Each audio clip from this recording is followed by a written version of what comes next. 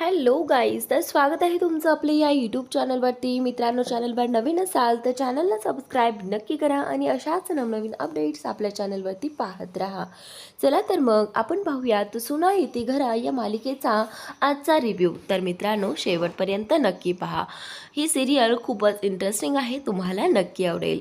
तर मित्रांनो, आता इथे शिवनाथने राघवला खूप मारलेलं असतं, अगदी काठीने मारलेलं असतं आणि त्यामुळे आता राघवच्या अंगावर भरपूर ओळं उमटलेले असतात. राघव झोपलेला असताना शिवनाथला मात्र झोप लागत नसते. त्याला सतत राघवची काळजी सतवत असते. तर राघव झोपल्यानंतर शिवनाथ राघवच्या रूममध्ये येतो. रूममध्ये आल्यानंतर तो पाहतो की राघवच्या हाताला किती सारे ओळखणं झालेले असतात. तर आता हळूच त्याने राघवचा हात सरळ केलेला असतो आणि त्याने एक लेप आणलेला असतो लावायला, जेणेकरून राघवला बरं वाटावं. तर आता इथे शिवनाथला खूप वाईट वाटत असतं की तिने किती वाईट पद्धतीने राघवला मारलेला आहे. आता शिवनाथला त्या गोष्टीचा पश्चातापही होत असतो, पण शिवनाथ कधीही ते बोलून दाखवणार नाही, कारण त्याला राघवची किती काळजी आहे आणि ह्या सगळ्या गोष्टीचं किती वाईट वाटतंय हे कधीही राघवला दाखवून द्यायचं नाही. तर त्याचनंतर आता इथे शिवनाथने आता तो आणलेला लेप जो आहे तो राघवच्या हातावर आणि बाकी सगळ्या जखमांकडे लावून दिलेला आहे. राघव मात्र गाढ झोपेत असतो. राघवने आज अन्नाचा कण देखील खाल्लेला नसतो. तर आता राघव जेवला नाही म्हणून शिवनाथने देखील काही खाल्लेलं नसतं. तर आता इथे राघव झोपलेला असतानाच इथे उमा येते. उमा पाहते आहे दारात येऊन की शिवनाथ जे आहे ते राघवला मलम लावत आहेत. तर आता हे पाहून इथे उमालाही खूप छान वाटतं की खरं शिवनाथ किती वेगळे आहेत ना, रागाच्या भरात राघवला एवढं मारलं आणि पुन्हा त्याचीच काळजी म्हणून आता इथे ह्या रूममध्ये त्याला पाहण्यासाठीही आले आणि त्याला लेप लावण्यासाठीही आले. तर त्याचनंतर आता शिवनाथ जो आहे तो लेप लावून झाल्यानंतर इथे राघवच्या चेहऱ्यावरती हात फिरवत असतो आणि काळजीने त्याला कुरवाळत असतो आणि पद्मा हे सगळं पाहत असते. पद्माला वाटतं की जसं राघववरती पाठीमागे हे प्रेम करतात ना, तसं राघवला एकदा सांगितलंही पाहिजे की ते राघववरती किती प्रेम करतात. राघवला असंच वाटतं की त्याचे आप्पा त्याच्यावर प्रेमच करत नाहीत. तर आता इथे आप्पाने मलम वगैरे लावून राघवच्या कपाळावरती चुंबन वगैरे घेतलेलं आहे आणि त्याचनंतर आता इकडे हा जो बंटी आहे ना, तो या पद्माच्या घरात शिरलेला आहे. खरं तर बंटीला त्याच्या आईला भेटायचं असतं आणि त्याचमुळे बंटी हा घरात शिरलेला असतो आणि ही अंबिका अंबिका फोनवरती त्या मुलाशीच बोलत असणार कदाचित. त्याचमुळे इथे आता तिला तो बंटी दिसणार. तिला वाटतं की घरात कोणीतरी चोर शिरला आहे. तिने लगेचच एक मोठी काठी घेतली आणि त्या बंटीला मारायला सुरुवात केली. चोर चोर म्हणत ती ओरडायला लागली. तर त्यावेळी आता बंटी अंबिकाला बोलू लागतो की ए पुरी, ए अंबिका, अरे मी आहे. पण ही अंबिका मात्र ऐकून घ्यायला तयारच नाही. तर त्यावेळी आता घरातले सगळेजण तिथे जमतात आणि सगळेजण जमल्यानंतर ह्या बंटीला ही पद्मा जाब विचारू लागते की तू इथे काय करतो आहेस. तर त्यावेळी आता हा जो बंटी आहे ना, तो काही जास्त बोलत नाही. तर आता ती बोलू लागते की मला सांग, तू चोरी करायला आला आहेस का या घरामध्ये? आणि मला सांग, तू त्या उमाच्या पाठीमागे त्या घरात गेला होतास, मग तू या घरात येण्याची हिंमत कशी केली? तर त्यावेळी आता इथे बंटी जो आहे तो बोलतो की मी माझ्या आईला भेटण्यासाठी आलो आहे. तर आता इथे पद्मा जी आहे ती आईला विचारते की आई, हे सगळं काय आहे? तू अशी चोरून लपून केव्हापासून याला भेटते आहेस? तर आता इथे आई जी आहे ती काही जास्त बोलत नाही, फक्त मान हलवते, कारण बंटी तिला भेटण्यासाठी आला होता आणि या सगळ्यांनी बाकीचा तमाशा करू नये म्हणून. आता इथे पद्मा बोलते की आत्ता या वेळेस आलाय ना, हे ठीक आहे, पण पुढे पुन्हा या घरात असा शिरलास तर मी तुला सोडणार नाही, समजलं? त्या उमाच्या पाठीमागे गेला होतास ना ह्या घराची नातं तोडून, तर आता इकडे येण्याची काही गरज नाही, हा समजला तुला बंटी? तर त्यावेळी आता इथे बंटी देखील मान हलवतो आणि त्याचनंतर आता सगळेजण तिथून हळूहळू निघून जातात. इकडे बंटीला आईलाच भेटायचं असतं. आईने खरं तर बंटीला बोलावून घेतलेलं असतं, पण या पद्माला बंटीचा खूप राग आलेला असतो. ती त्या दोघांचं बोलणं ऐकण्यासाठी तिथेच एका कोपऱ्यात थांबलेली असते. तर त्याच नंतर आता इथे हा जो बंटी आहे ना, तो आईला सगळं काही सांगू लागतो. आई विचारते की बंटी, आज सकाळी काय झालं होतं? सगळं एवढा आरडाओरड आणि आवाज कशाचा येत होता?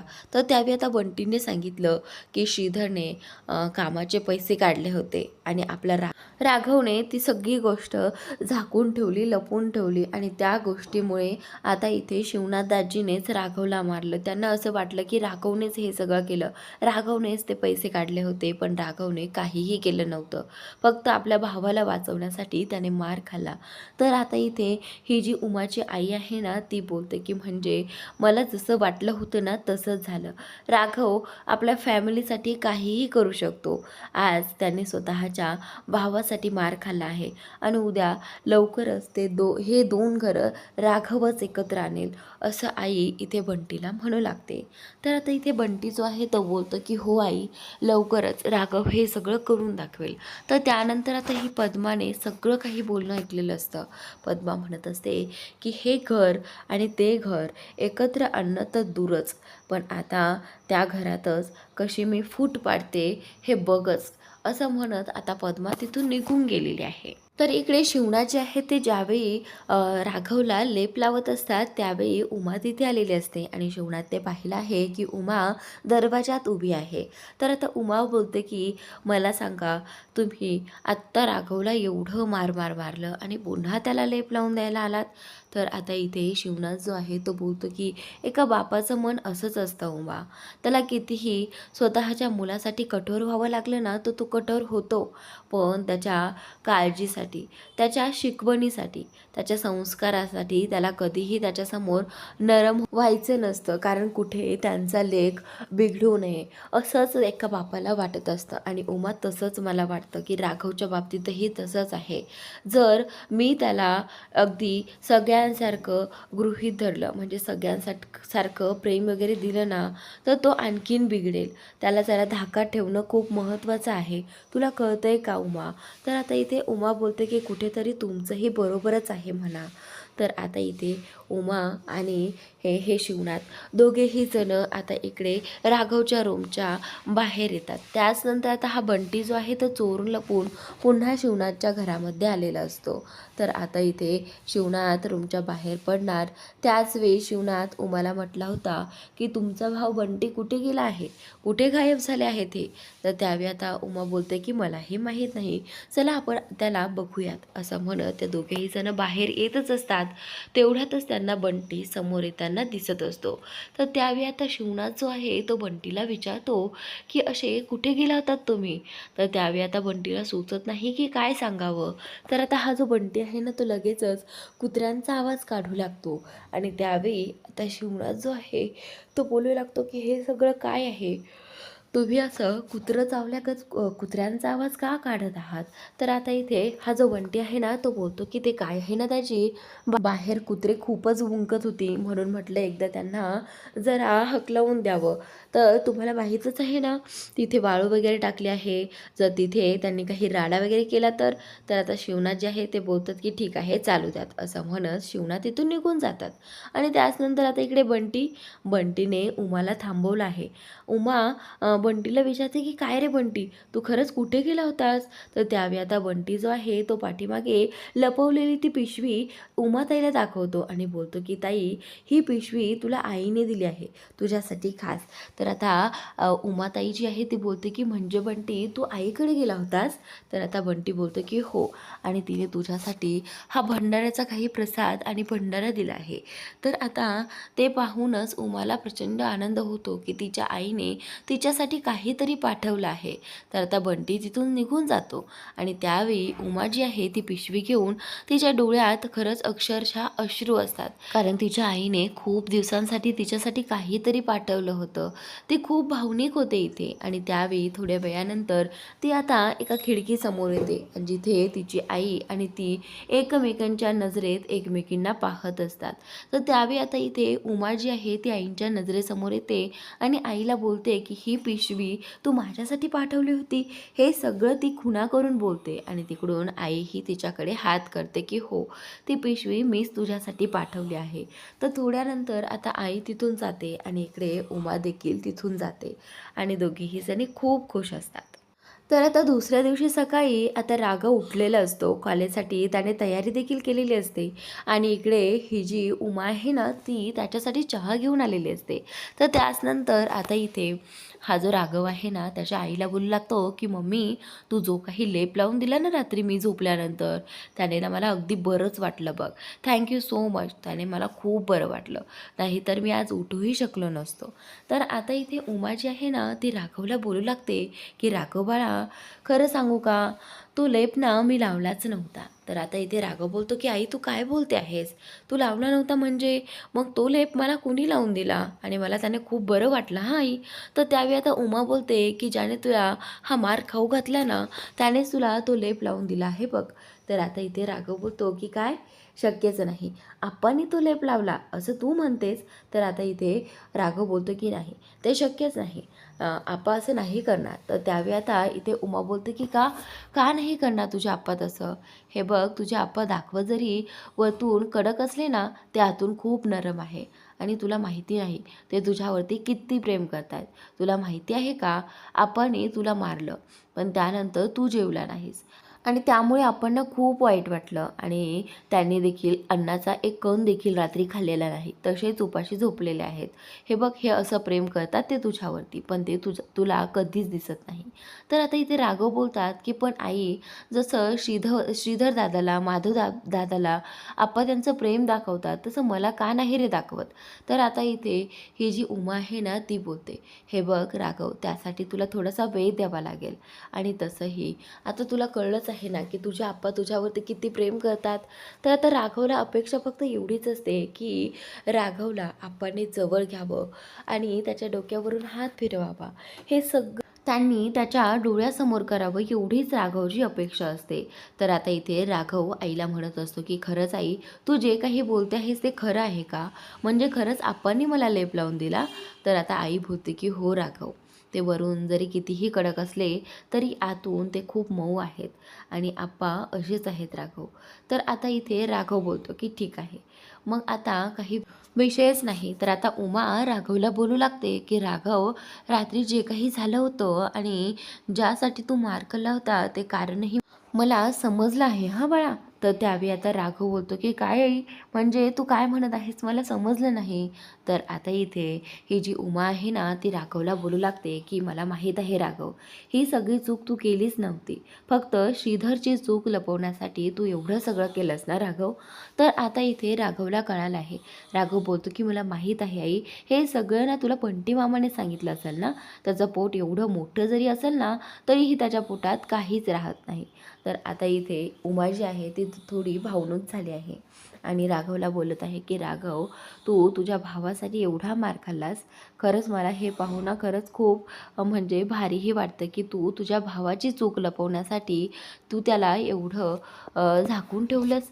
तर आता इथे राघव जो आहे तो बोलतो की आई, अरे त्यात काय एवढं, तो आपला भाऊ आहे ना, मग त्यासाठी एवढंही नाही केलं पाहिजे का. तर त्याचनंतर आता आई बोलते की राघव, तू जसं काही वागला आहेस ना, जे काही केलं आहेस ना श्रीधरसाठी, ते पाहून मला खूप आनंद झाला आहे बघ राघव. तूच आपल्या या कुटुंबाला एकत्र ठेवशील, मला अशी आशा आहे. तू कधीही आपलं कुटुंब तोडू देऊ नकोस, असं राघवला उमा म्हणत असते. खरं तर श्रीधरने चूक केलीच आहे, त्याची शिक्षा त्याला मिळायलाच हवी, असं आता उमा इथे म्हणत असते. तर आता राघव बोलतो की आई जाऊ देत ना, त्याची याच्यात एवढी जास्त काही चूक नाही आहे. तर त्यानंतर आता इकडे ही जी अंबिका आहे ना, ती कॉलेजला जाण्यासाठी निघालेलीच असते. तर तेवढ्यात ती तिच्या लाडक्या आत्तूला भेटण्यासाठी ती तिथे हॉलमध्ये येते आणि तिने फोनमध्ये असा काही पराक्रम करून ठेवलेला असतो, तो तिच्या आत्तूला दाखवत असते. तर त्यावेळी आता तो व्हिडिओ दाखवते, जो व्हिडिओ तिने राघवचा काढलेला असतो, जो की राघव पाठीवरती त्या गोण्या उचलत असतो आणि काम करत असतो. तर त्यावेळी आता ती अंबिका आत्तूला सांगते की आत्तू, तुला माहिती आहे का, हा जो राघव आहे ना, तो कॉलेजमध्ये अगदी हिरो बनून फिरतो. आता बघ, मी ह्याची कशी वाट लावते, हा व्हिडिओ मी पूर्ण कॉलेजमध्ये व्हायरल करणार आहे आणि त्यानंतर या हिरोचा झिरो कसा होतोय ते बघत जाता.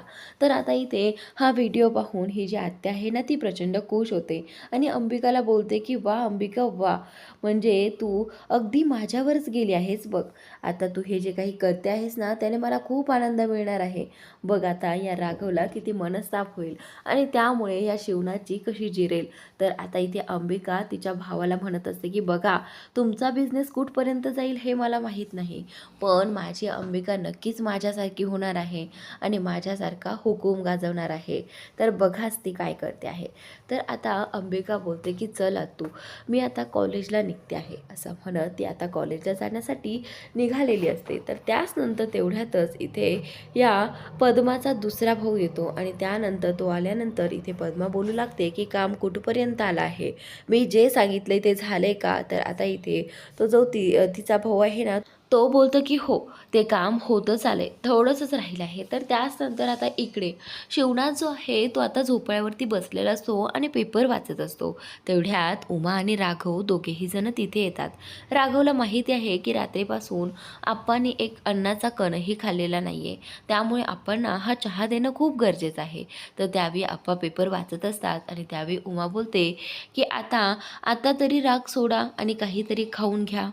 तर त्यावेळी आता आप्पा जे आहे ते खाली नजर घालूनच बोलतात की मला सांगा, राघवने काही खाल्लं आहे का, राघवने चहा वगैरे काही घेतला आहे का. तर त्यावेळी आता आप्पा जे आहे ते उमाशी राघवची काळजी आणि विचारपूस करू लागतात. त्यावेळी राघव तिथेच उभा असतो आणि राघवला हे कळत आहे की खरंच आप्पा माझी किती काळजी करतात. तर आता राघव लगेचच बोलू लागतो की हो, राघवने तर सगळं काही केलं आहे, पण आता वेळ तुमची आहे, आप्पा हा चहा घ्या. असं म्हणत आता राघवने आप्पांच्या शेजारी चहा ठेवला आहे आणि आप्पाला तो म्हणत आहे की जर तुम्हाला खूप भूक लागत असेल तर मी त्यासाठी तुमच्यासाठी 2 बिस्किट देखील आणून देतो बुडवून खाण्यासाठी, कारण तुम्ही रात्रीपासून काही खाल्लं नाही आहे ना. तर त्यावेळी आता उमा जी आहे ती बोलते की राघव, तू रात्री जो खाल्ला आहे तो अजून तुला खायचा आहे का. तर आता उमा रात्रीच्या मारबद्दल बोलत असते, कारण शिवनाथ जो आहे तो जर राघवला तर पुन्हा राघवला मार पडेल आणि मुद्दाम ती तिला राघवला चिडवत असते. आणि इथे राघव बोलतो की नाही बाबा नको, रात्रीच तो खाऊन पोट भरला आहे, आता नकोय बाबा मला. असं म्हणत तो तिथून निघून जातो आणि त्यानंतर उमा देखील आता शिवनाथच्या हातात चहा ठेवून तिथून निघून जाते. तर आता शिवनाथ देखील आनंदी झालेला असतो की कुठेतरी राघवचा राग जरा शांत झाला आहे त्याच्याबद्दल, म्हणून त्यालाही खूप बरं वाटतं. तर त्याचनंतर आता इकडे ही जी पद्मा आहे पुढील भागात, ती आता शिवनाथच्या घरासमोर येऊन मोठमोठ्याने ओरडत असते की शिवनाथ बाहेर ये, शिवनाथ बाहेर ये. तर आता शिवनाथला त्या पद्माचा आवाज ऐकायला जातो आणि त्यावेळी शिवनाथ जो आहे तो त्या पद्माला विचारू लागतोस की का ओरडते आहेस आणि काय आहे एवढ्या मोठ्याने ओरडू. तर आता ही जी पद्मा आहे ना ती बोलते की आता तुमचं खूप झालं, आता खूप काही ऐकून घेतलं, पण आता इथून पुढे नाही. फक्त याच गोष्टीमुळे आज मी या घरात पाऊल ठेवलं आहे आणि हे गेट उघडून आतमध्ये आले आहे. तर आता इथे ही जी पद्मा आहे ना ती बोलते की तुझ्या मुलाची हिंमत कशी झाली माझ्या मुलीला कॉलेजमध्ये छेडण्याची. तर आता इथे ही अंबिकाने खोटं नाटं इथे पद्माला सांगून दिलेलं असतं, खरं तर राघवने असं काहीही केलेलं नसतं. तर तेवढ्यातच आता शिवनाथ जे आहेत ते आता राघवला पुढे बोलतात आणि बोलतात की राघव, हे सगळं काही खरं आहे का, बोल, सांग त्यांना हे सगळं खोटं आहे. तर त्यावेळी आता राघव पुढे आलेला असतो आणि इकडे ही पद्मा प्रचंड मोठमोठ्याने ओरडून, तुझ्या पोराने माझ्या मुलीची छेड काढली आहे आणि तेही भर रस्त्यात. हे असं ऐकल्यानंतर आता इथे शिवनाथ जो आहे तो बोलतो की राघव, ही जे काही बोलते आहे ना ते खोटं आहे, सांग हिला.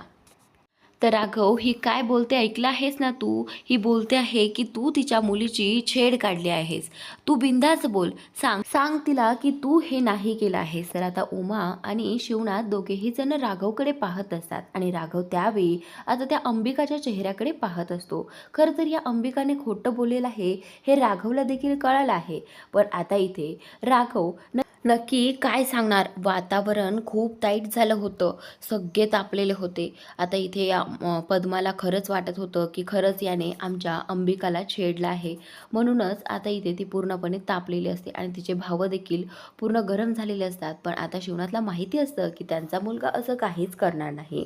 पण आता इथे हा जो राघव आपल्या आई आणि आप्पांकडे पाहतो आणि एकदा त्या मुलीकडे पाहतो, हिने एवढं सगळं खोटं का बोललं असेल, ह्याच्या मागचं कारण काय आहे असं राघवला प्रश्न पडतो. आणि त्यावेळी आता या सगळ्यावरून राघव खरंच हे सगळं कबूल करेल का, खरंच त्यानेच ही या मुलीची छेड काढली आहे. खरं तर ही अंबिका आता घाबरून गेलेली आहे. तिला असं वाटत असं की आता हा राघव काय बोलेल? खरंच हा हो म्हणेल की नाही? हाही प्रश्न तिला पडलेला असतो. पण आता इथे सगळ्यांना खात्री असते की राघव असं काहीच करणार नाही. पण ही मुलगी मात्र राघवला आज कॉलेजमध्ये त्रास देऊन सुद्धा गप्प बसली नाहीये. हिने घरापर्यंत हे प्रकरण का आणलं? खरं तर राघवनेच तिला एका मुलाबरोबर पकडलं होतं आणि म्हणूनच ती गोष्ट लपवण्यासाठी हिने असं केलं असेल काय हे पाहणं उद्याच्या भागात रंजक ठरणार आहे. तर नक्की पहा आणि चॅनलला सबस्क्राईब नक्की करा. Thanks for watching.